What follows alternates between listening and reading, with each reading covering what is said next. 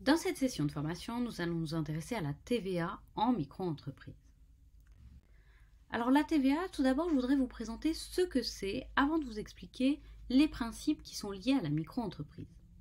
La TVA, c'est la taxe sur la valeur ajoutée. C'est un impôt, contrairement à ce que son nom indique, qui est collecté par les entreprises pour l'État, au nom de l'État, et qui est payé par les consommateurs lors de leurs achats. Chaque fois que vous achetez quelque chose, vous payez de la TVA en tant que consommateur, et l'entreprise à qui vous achetez, elle va donner cette TVA à l'État. Cette fois-ci, en tant qu'entrepreneur, dans certaines conditions, vous pouvez être amené à récupérer de la TVA que vous allez redonner à l'État. Sachez qu'il existe 4 taux de TVA. 20% qui est le taux normal, 10% qui est un taux réduit qui s'applique à la restauration, aux produits alimentaires préparés, à la rénovation de logements anciens, aux médicaments non remboursés et au transport, 5,5% qui a un taux encore plus réduit qui s'applique pour les produits de première nécessité et notamment tout ce qui est alimentation, mais également le gaz, l'eau, le transport des voyageurs, les spectacles, l'édition et certains travaux d'aménagement. Enfin, dernier taux, le plus faible, c'est le taux de 2,2% qui est applicable pour les médicaments remboursés, les ventes d'animaux vivants pour boucherie et charcuterie, la redevance télévisée, certains spectacles et certaines publications de presse. Maintenant, on va s'intéresser à la franchise en base de TVA. Vous le savez, vous l'avez très certainement entendu, en micro-entreprise, on parle de franchise en base de TVA. Alors, qu'est-ce que c'est ? La franchise en base de TVA, c'est un régime fiscal qui permet à toutes les entreprises de ne pas facturer la TVA à leurs clients pour la reverser à l'État et de ne pas la récupérer sur leurs achats. Donc je vous l'ai dit, en principe, la TVA elle est collectée par les entreprises. Mais dans certains cas, les entreprises sont en franchise en base de TVA, cela veut dire qu'elles ne collectent pas la TVA pour l'État et qu'elles ne la récupèrent pas sur leurs achats. C'est le principe en micro-entreprise. Normalement, en micro-entreprise, on ne collecte pas la TVA. C'est valable pour d'autres types d'entreprises, je vous le mentionne parce qu'on a souvent tendance à penser que seuls les micro-entrepreneurs sont en franchise en base de TVA. Non, si vous avez un autre type d'entreprise, par exemple une EURL et que vous êtes en dessous des seuils, vous avez le droit d'être en franchise en base de TVA. Alors attention, pour rester en franchise en base de TVA, il y a certains seuils à ne pas dépasser. Une fois que vous dépassez ces montants, vous êtes obligé de collecter la TVA pour l'État. Attention, donc si en tant qu'entreprise, si vous collectez la TVA pour l'État, ça veut dire que vous allez la récupérer sur vos achats. Chaque fois que vous allez acheter quelque chose, la TVA, vous allez la payer à votre fournisseur, mais vous allez la récupérer plus tard. Vous allez la déduire de ce que vous devez redonner à l'État. Donc ça revient à acheter hors taxe. C'est pour ça qu'on dit souvent que les entreprises achètent hors taxe. Mais techniquement, c'est dans un second temps que vous récupérez la TVA. Vous commencez par la payer et ensuite elle vous est d'une certaine façon remboursée. Alors, quelles sont les conditions pour rester en franchise en base de TVA ou pour l'être ? Il faut être en dessous de certains seuils. En vente de marchandises, il faut un chiffre d'affaires annuel maximum de 85 800 € l'année précédente ou de 94 300 € l'année civile précédente si le chiffre d'affaires il y a 2 ans était inférieur à 85 800 €. Donc on va regarder votre chiffre d'affaires l'année dernière. Si votre chiffre d'affaires l'année dernière il est inférieur à 85 800 €, vous restez en franchise en base de TVA, c'est-à-dire que vous ne la facturez pas et vous ne la récupérez pas. En revanche, si votre chiffre d'affaires il est au-dessus de 85 800, mais en dessous de 94 300, on va regarder votre chiffre d'affaires l'année encore avant. Et si l'année encore avant, vous étiez en dessous de 85 800, vous avez le droit de rester en franchise de TVA. Alors ça, c'est pour les ventes de marchandises. Pour les prestations de services maintenant. Pour les prestations de services, le chiffre d'affaires annuel maximum, c'est 34 400 € l'année précédente. Ou alors, si l'année dernière, vous avez fait entre 34 400 et 36 500, on va regarder s'il y a 2 ans, vous étiez bien en dessous de 34 400 €. Alors, ça semble un peu compliqué, mais il faut juste regarder votre chiffre d'affaires l'année dernière et le chiffre d'affaires de l'année d'avant. Si l'année dernière, vous êtes en dessous du premier seuil, du seuil le plus petit, c'est bon, pas de souci. Si l'année dernière, vous êtes en dessous du deuxième seuil, mais au-dessus du premier, il faudra regarder l'année précédente. Et dans ce cas-là, si vous avez dépassé les deux seuils, vous êtes obligé de facturer la TVA. Mais par contre, si vous restez entre les deux et en dessous l'année précédente, pas de souci, vous restez en franchise de TVA. Alors TVA et micro-entreprises. Normalement, on dit que les micro-entrepreneurs sont toujours en franchise en base de TVA. Pourquoi? C'est pas vrai, mais on continue à l'entendre. Parce que c'est possible seulement depuis 2018 de facturer la TVA en micro-entreprise. Avant 2018, le seuil pour sortir du régime de la micro-entreprise, vous le savez, la micro-entreprise c'est un régime comptable simplifié, pour sortir de ce régime, c'était le même seuil que la TVA. Donc avant, les micro-entrepreneurs ne facturaient jamais la TVA. Mais ça a changé, depuis 2019, on a de nouveaux seuils. Le seuil pour sortir de la micro-entreprise en vente de marchandises, c'est aujourd'hui 170 000 €. Et le seuil pour la TVA, je vous l'ai dit, les doubles seuils, c'est 85 800, 94 300. Et en prestation de service, le seuil pour sortir du régime de la micro-entreprise, c'est 70 000 € et 34 400, 36 500 pour facturer la TVA. Donc vous voyez, maintenant, on a des seuils qui sont différents. Donc c'est pour ça que si la franchise en base de TVA reste le principe en micro-entreprise, cela peut quand même changer si vous atteignez ces seuils. Si vous atteignez ces seuils, je vous le dis tout de suite, vous êtes obligé de facturer la TVA. J'y reviens tout de suite. Alors, quand est-ce qu'un micro-entrepreneur facture la TVA? Alors, la première option que l'on connaît peu, c'est par choix. Vous pouvez choisir en tant que micro-entrepreneur de facturer la TVA. Il suffit de demander à votre centre des impôts, service des impôts des entreprises, votre SIE. Et évidemment, quand vous dépassez les seuils, comme je viens de l'indiquer précédemment, si vous êtes au-dessus de certains seuils, vous êtes obligé de facturer la TVA. Alors concrètement, qu'est-ce que ça veut dire? Je vous l'ai dit. Donc, si vous dépassez, comment ça se passe? Si vous dépassez le seuil majoré, qui est le seuil le plus haut, 94 300 € pour les ventes de marchandises ou 36 500 € pour les prestations de services, vous facturez la TVA dès le premier jour du mois de dépassement.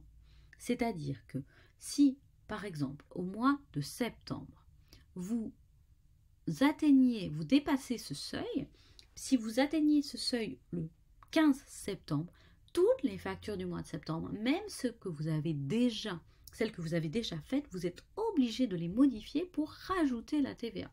C'est à partir du premier jour du mois de dépassement. Alors ça veut dire deux choses. Ça veut dire soit il faudra corriger vos factures, deux solutions, soit vous perdez vous-même la TVA, 20%, soit vous allez devoir redemander à vos clients, renvoyer des factures corrigées pour qu'ils vous versent le complément. Vous imaginez bien que ce n'est pas forcément apprécié des clients, donc soyez vigilants. Alors si ce sont des clients entreprises, ça peut les intéresser parce qu'ils vont pouvoir la déduire, cette TVA, de leurs achats, de leur propre déclaration de TVA. En revanche, si ce sont des particuliers, si vous leur annoncez que vous devez leur payer 20% de plus, c'est peu probable que ça se passe bien. Donc le mieux, c'est quand même d'anticiper. Si vous voyez que vous allez approcher des seuils, il faut facturer la TVA dès le premier jour du mois où vous allez dépasser ces seuils. Si vous dépassez le seuil, mais le seuil qui n'est pas majoré, donc si vous dépassez le plus petit des deux seuils, 85 800 € en vente de marchandises et 34 400 € en prestation de services, vous ne facturez pas la TVA, mais pendant 2 ans seulement. C'est-à-dire que si pendant 2 ans, vous dépassez ce seuil, si vous êtes au-dessus de 85 800 €, 2 années de suite, vous allez devoir la facturer la 3e année, au 1er janvier suivant. Sachez que si le chiffre d'affaires redevient inférieur au seuil non majoré, vous pourrez sortir du régime l'année suivante. Il faudra le demander au service des impôts des entreprises. Attention, ce n'est pas forcément facile de ressortir de la TVA, surtout si vous avez des clients entrepreneurs, parce que eux, ils espèrent déduire leur TVA des achats qu'ils font auprès de vous. Donc ça, il faudra vraiment faire le calcul et comprendre pourquoi vous avez une telle perte de chiffre d'affaires qui vous fait redevenir en dessous du seuil. Alors, quelles sont les conséquences de sa sortie du régime de la franchise en base de TVA? Ça veut dire que vous allez devoir déclarer la TVA aux impôts et la payer. Vous allez devoir payer. Alors, ce n'est pas vous directement qui payez, c'est l'argent que vous récupérez auprès de vos clients, mais vous allez devoir le reverser à l'État. Mais vous allez aussi pouvoir déduire la TVA de vos achats. C'est-à-dire que tout ce que vous achetez, je vais y revenir sur les conditions de déduction après, mais tout ce que vous achetez et que vous payez TTC pour votre entreprise, vous allez pouvoir, sous condition, les déduire. Vous allez récupérer aussi de l'argent. Attention, je vous le dis tout de suite, alors c'est pas lié à la TVA expressément, mais sachez que lorsque vous faites vos déclarations pour les cotisations sociales, vous déclarez hors taxe. Vous ne payez pas de cotisations sociales sur la TVA que vous reversez à l'État. C'est logique, mais il vaut mieux le préciser. Alors, je vous ai dit tout à l'heure que vous pouviez opter pour la TVA. Sachez qu'il est dans certains cas intéressant d'opter pour la TVA.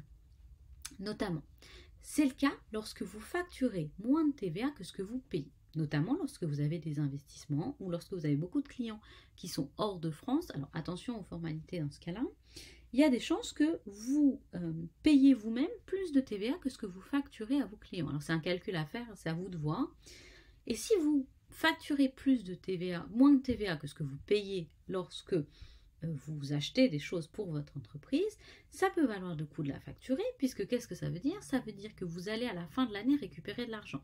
Quand on va faire le calcul entre la TVA que vos clients vous ont payée et la TVA que vous allez payer, si vous avez payé plus, vous allez récupérer de l'argent. Donc c'est intéressant de faire ce calcul, notamment pour les micro-entrepreneurs qui ont des investissements ou des dépenses récurrentes. C'est également intéressant quand vous avez des clients qui sont des professionnels. Si vos clients sont des professionnels, si ce sont des entreprises ou des sociétés, ça veut dire que eux, ils espèrent récupérer la TVA. Donc vous avez deux options en gros. Soit vous devez facturer moins cher que vos concurrents qui sont soumis à la TVA pour rester concurrentiel sur le marché, mais donc ça veut dire facturer au moins 20% moins cher, puisqu'il faut que ce soit intéressant pour l'entreprise, puisqu'elle ne va pas récupérer la TVA. Ou alors, vous facturez la TVA et vous la récupérez. Et sur vos achats, le fait de facturer la TVA, c'est intéressant. Ça peut vous faire gagner des clients. Si vous n'avez que des clients professionnels, il y a des chances que ce soit intéressant pour vous. Si c'est moitié-moitié, c'est un calcul à faire. C'est à vous de prendre votre calculatrice et de regarder à la fin de l'année quelle sera la solution pour vous la plus avantageuse. Alors maintenant, on va s'intéresser aux démarches. Lorsqu'on sort du régime de la franchise, qu'est-ce qu'il faut faire pour facturer la TVA? Alors d'abord, il faut créer un espace pro sur le site impôts.gouv. Normalement, vous en avez déjà un pour le paiement de la cotisation foncière des entreprises. C'est au même endroit que vous allez devoir déclarer la TVA. Il vous faut aussi un numéro de TVA. Alors il faut le demander au SIE, Service des impôts des entreprises, pour avoir un numéro. Alors c'est un numéro, désormais le numéro c'est un numéro de TVA intracommunautaire, mais il est valable aussi pour vos opérations de TVA en France. C'est juste qu'il y a eu une harmonisation au niveau de l'Union européenne. Il va falloir choisir le régime d'imposition de la TVA, ça je vais y revenir, je vais vous l'expliquer dans quelques instants.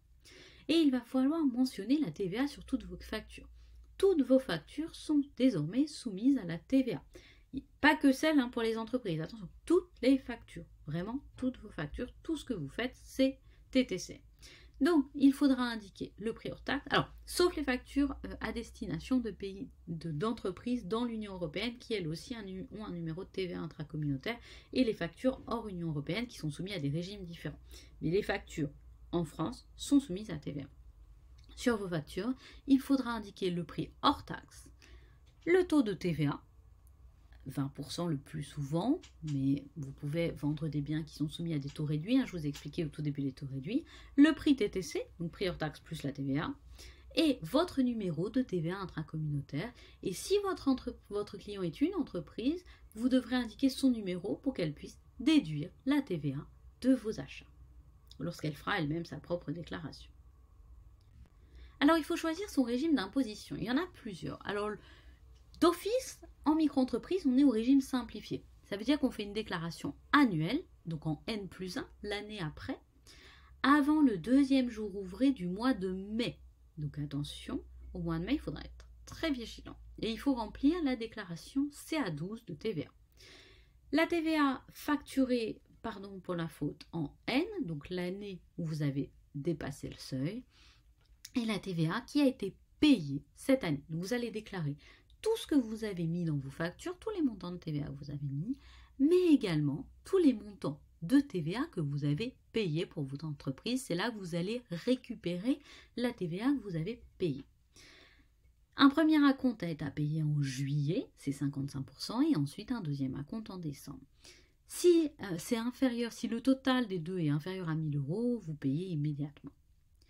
Il est possible aussi de choisir le régime réel, c'est le régime normal. En principe, c'est une déclaration mensuelle avec le formulaire CA3. Ou alors, si le montant annuel de TVA est inférieur à 4 000 €, vous pouvez faire une déclaration au trimestre. Et ensuite, vous payez en ligne, donc tous les mois ou tous les trimestres, votre TVA. Donc attention à choisir le régime qui est le plus avantageux pour vous. Ça dépend aussi de votre trésorerie. Il peut être plus facile de le faire une fois par an ou de le faire tous les mois. Vos achats professionnels vont vous permettre de déduire la TVA. Donc ça veut dire que vous allez récupérer de l'argent. Vous allez facturer de la TVA, mais vous allez aussi en récupérer. Seulement sur les achats professionnels. Attention, ça ne joue pas sur les achats personnels. Si vous achetez des choses qui sont pour vous et pas pour votre entreprise, vous ne pourrez pas récupérer la TVA. Donc vous récupérez la TVA avec, il vous faut la facture du fournisseur et un ticket suffit si c'est en dessous de 150 €, mais je vous invite quand même à demander systématiquement les factures, ce sera plus facile pour vous y retrouver pour le calcul des TVA. Et il faut que soit mentionné la TVA et le taux de TVA, donc comme ce que vous devez indiquer sur vous, enfin, les factures que vous faites. Également, il y a application d'un coefficient de déduction. Alors souvent c'est 100%, c'est-à-dire que vous pouvez déduire toute la TVA que vous avez facturée, mais ce n'est pas toujours le cas, donc faites attention à ça. Dans ce cas-là, le coefficient de déduction, c'est le coefficient d'assujettissement, c'est-à-dire le pourcentage d'utilisation professionnelle du bien. Si vous utilisez le bien en partie pour des raisons professionnelles, ce ne sera pas 100%. Si vous l'utilisez en partie pour des raisons personnelles, il faudra enlever le pourcentage d'utilisation pour des raisons personnelles. Le coefficient de taxation. Alors, il y a certains biens qui n'ouvrent pas totalement droit à déduction. C'est le cas notamment de l'essence. Et le coefficient d'admission. Alors, c'est le cas lorsqu'il y a des limitations de déduction de TVA. Alors ça, c'est des choses qu'il faut, lorsque vous passez en franchise, vous sortez du régime de la franchise de TVA, il faut absolument regarder pour vos divers achats quels sont les coefficients. Également, concernant la déduction de TVA, notez que certains achats sont exclus. C'est notamment le cas des logements et hébergements, sauf si ce sont des logements et hébergements pour le personnel de sécurité, gardiennage et surveillance. C'est le cas des véhicules de transport de personnes qui sont des véhicules de tourisme.